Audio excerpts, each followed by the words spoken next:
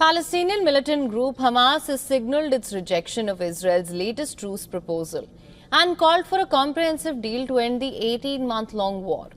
In a televised statement, Hamas chief negotiator said the group was ready to negotiate a deal to swap all hostages for an agreed number of Palestinians jailed by Israel. As part of a broader deal to end the war in the enclave, he accused Israeli Prime Minister Benjamin Netanyahu of using partial agreements as a cover for his political agenda.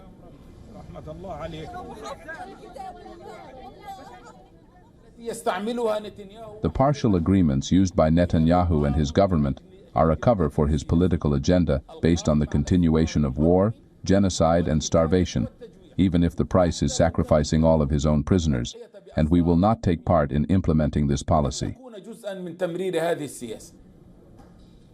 Calling for a comprehensive deal, Hamas sought a single-package prisoner exchange in return for halting the war, a withdrawal of the Israeli forces from the Gaza Strip, and the commencement of reconstruction in the territory.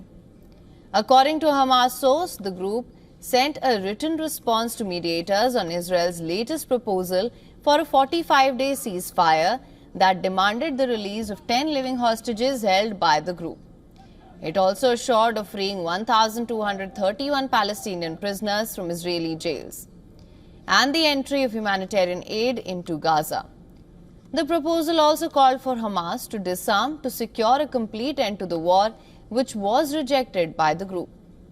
Israel's far-right finance minister Bezalel Smotrich has called for the IDF to deepen the fighting in Gaza until the full conquest. He said the time has come to open the gates of hell on Hamas. This is Gaza rescuers said new Israeli airstrikes killed at least 40 people, most of them in camps for displaced civilians, as Israel pressed its offensive in the Palestinian territory.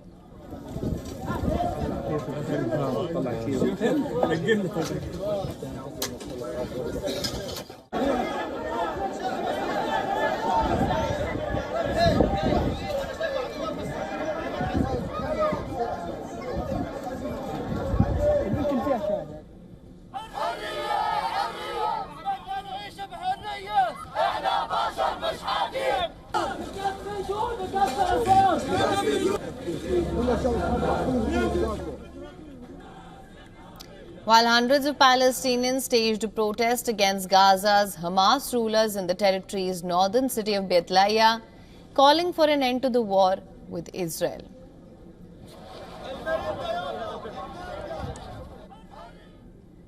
Meanwhile, the Emir of Qatar, in his visit to Moscow, discussed the situation in Gaza with Russian President Vladimir Putin. He blamed Israel for the collapse of the January ceasefire.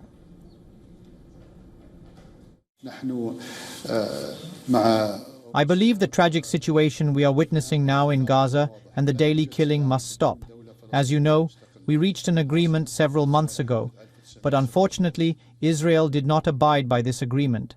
However, we as Qatar, as mediators, will strive to try to alienate the viewpoints to reach an agreement that ends the suffering of the Palestinian people, especially in Gaza, and now we are also seeing it in the West Bank. Now, Putin said a settlement in West Asia is only possible on the basis of a two-state solution. A lasting settlement can only and exclusively be achieved on the basis of the UN resolutions, including by creation of the two fully fledged states in the first place. In this case, I mean the creation of the Palestinian state.